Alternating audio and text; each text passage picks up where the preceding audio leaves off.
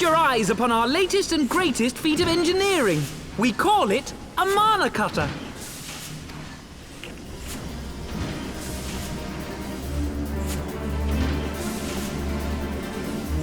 After you put down Gaius, Wedge and me struck out on our own for a bit, and started work on the successor to the tiny Bronco. Impressive little thing, isn't she? My talent for ship design has plainly rubbed off on her.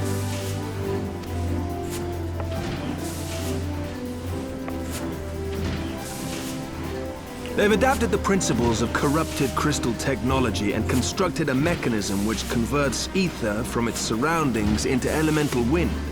Said wind is then harnessed by the specially engineered sails, providing the craft with propulsion and lift. All in all, a most elegant solution. I'm actually a little upset that I didn't think of it myself. The design does, however, come with one small flaw. The energy conversion ratio's bloody awful. To generate enough power to get you off the ground, you need to be in an area awash with predominantly wind-aspected ether. In other words, there are a few places you can fly, and lots of places you can't. The new Ishgardian airship hasn't left the boys much time for tinkering, meaning it may be a while before this particular project takes off, if you'll forgive the pun.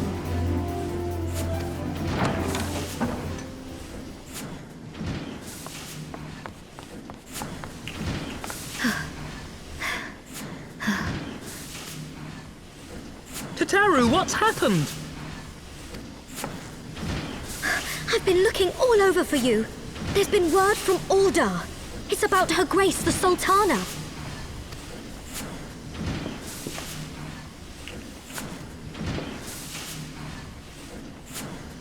It seems you're required elsewhere.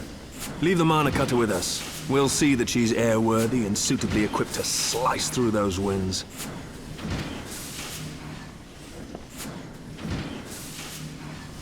You, meanwhile, should concentrate on providing Raoban and the Sultana whatever help they need.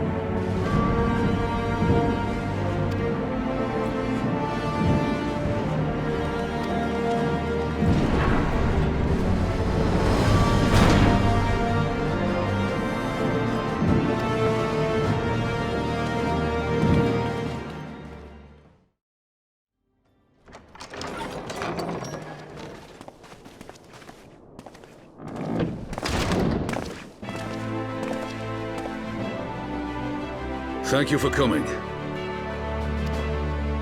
No thanks are necessary, General. I trust your recuperation continues apace. I cannot complain. Thanks to Higiri and her ministrations, I've regained much of the strength I lost during my imprisonment.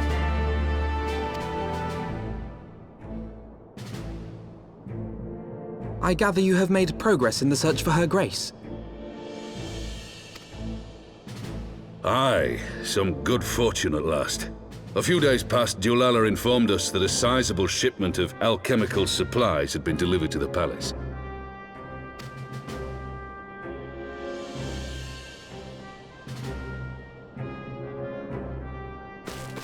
With Papa Shan's assistance, I set out to ascertain the source and nature of the shipment.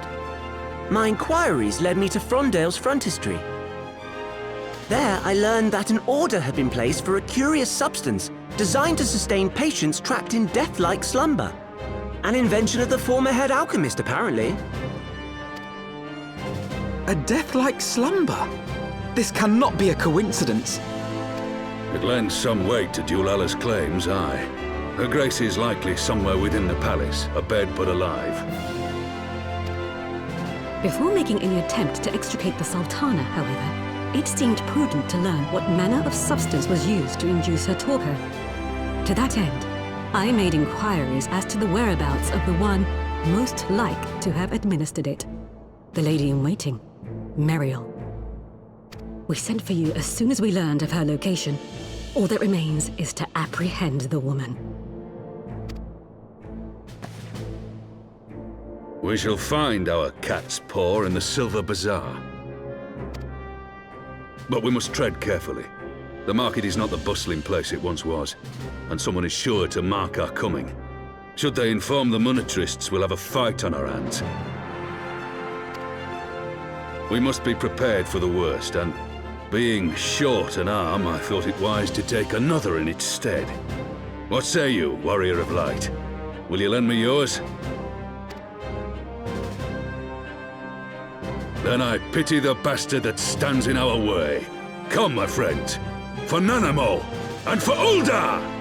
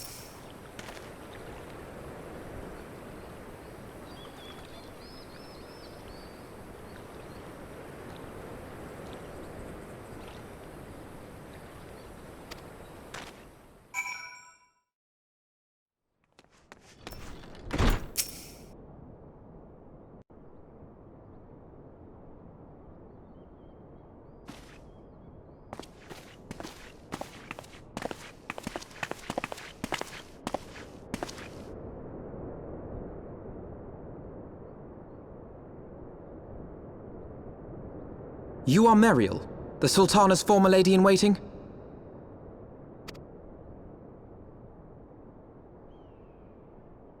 I know no one of that name. Pray excuse me.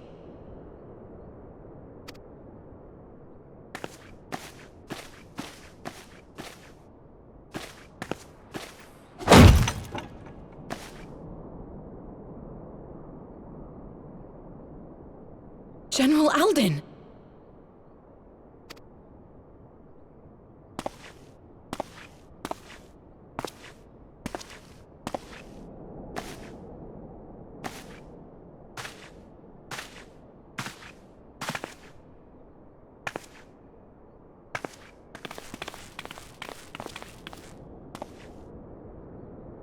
We will have the truth from you, girl.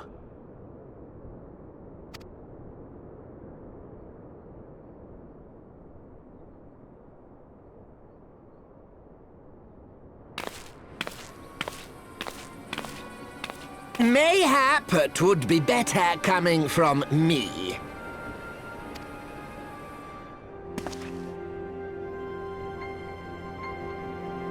Lonorito, you'd best talk fast. As you know, Teleji Adeleji's Cartono reclamation bill was no more than a facade, a means to get his grubby little hands on that Allagan monstrosity Omega. When he learned of Nanamo's intention to abdicate, however, he was forced to amend his plans. Suddenly, assassination seemed the most promising way to further his ambitions. I am told Teleji had discovered a maid in whose veins ran the blood of House Thorn, a new, more pliable puppet to sit the throne. 'Twould have caused an uproar, of course, but few could have contested her claim.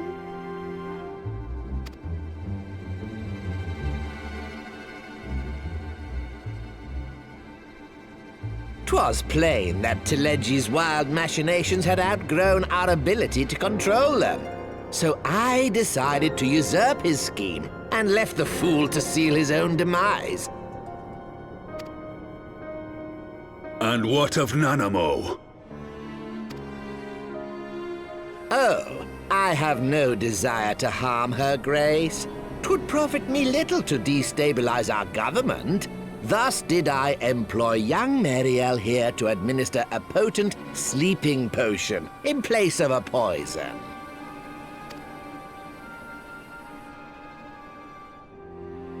You should know, General, that your dear friend Ilberd was fully aware of my plan. I had him lie about the assassination as a means to prime your rage against Teleji. We weren't entirely sure how you would react, but things went rather better than expected.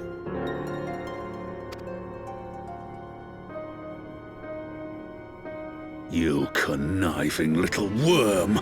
You had your claws in the Crystal Braves before their first recruit had sworn to serve! But of course, when a new game begins, 'tis only prudent to have a piece on the board. Ilberd was mine. Truth be told, a significant proportion of the Braves' initial endowment was also mine. With such large sums moving about, 'twas a rather trifling matter to disguise my own contribution.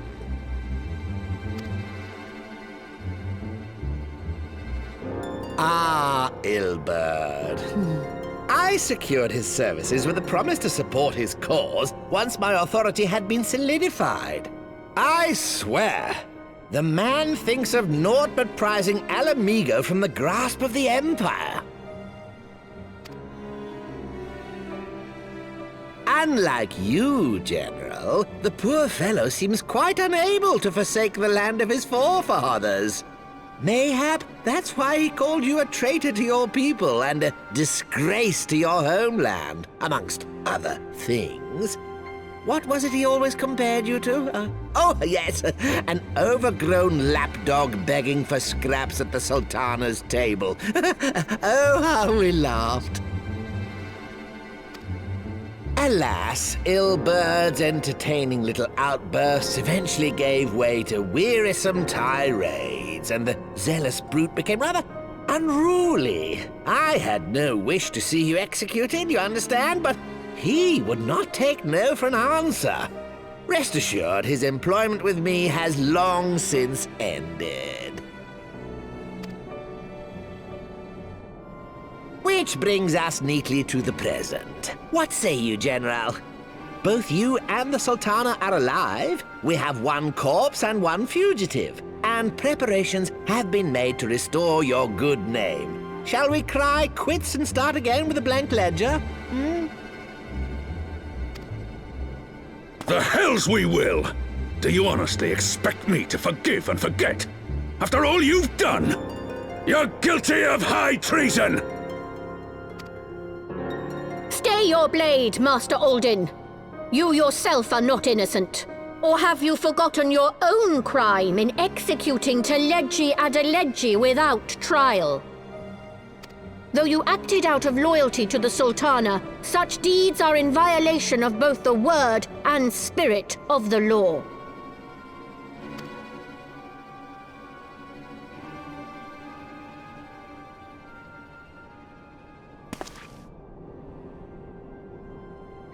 if you would, Lord Lolorito?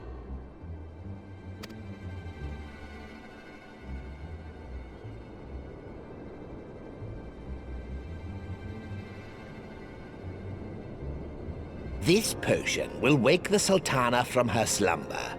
Consider it a gesture of conciliation. You will find Her Grace resting comfortably within her private chambers.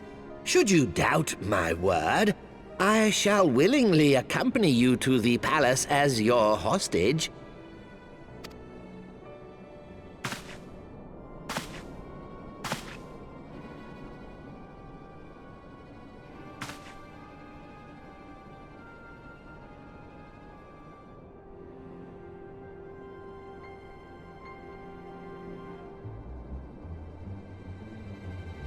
I like not your motives, Lolorito. But you saved the Sultana's life, and for that, you have my gratitude.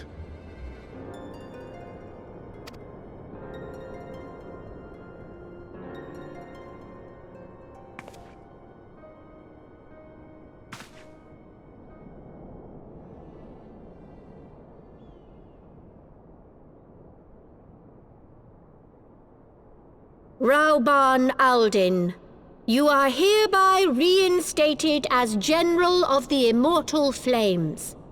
The citizens of Ul'dah shall once more be united under Nanamo Ul'Namo, and together we shall usher in a new age of prosperity.